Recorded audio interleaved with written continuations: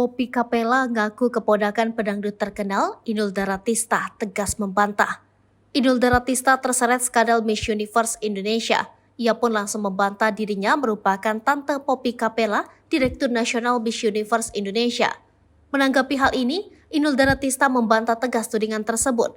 Istri Adam Suseno ini menegaskan Poppy Capella bukanlah keponakannya. Mulanya seorang warganet menanyainya di Instagram. Apa benar masih ada hubungan saudara sama Bunda Inul? Mohon klarifikasinya karena ini sudah masuk kasus pelecehan peserta Miss Universe Indonesia, Bun, tanya akun tersebut. Menanggapi hal itu, Inul membantah. Dalam komentar lain, Inul menyebutkan apabila ia tidak memiliki keponakan yang berusia lebih dari 19 tahun.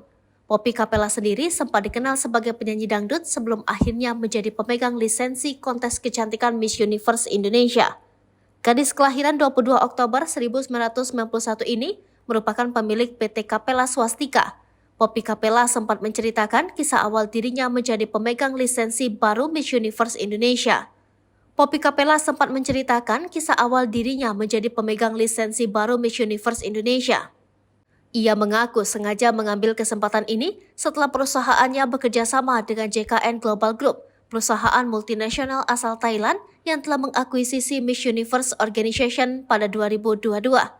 Langkah baru ini membuat Poppy Capella kemudian membuat ajang sendiri bernama Miss Universe Indonesia.